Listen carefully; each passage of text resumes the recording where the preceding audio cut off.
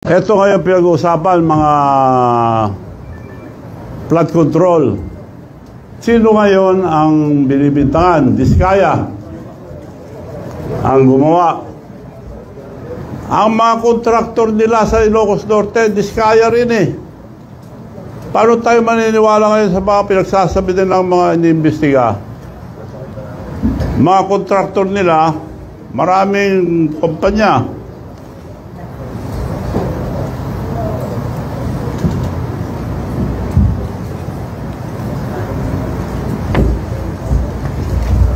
Sa Ilocos Norte lang,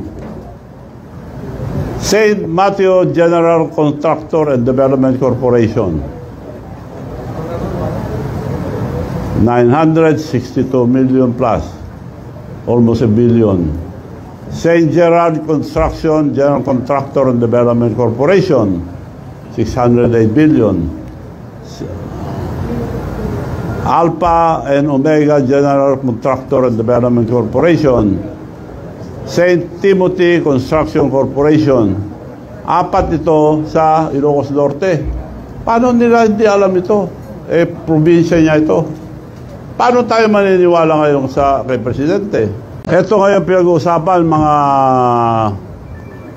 flood control.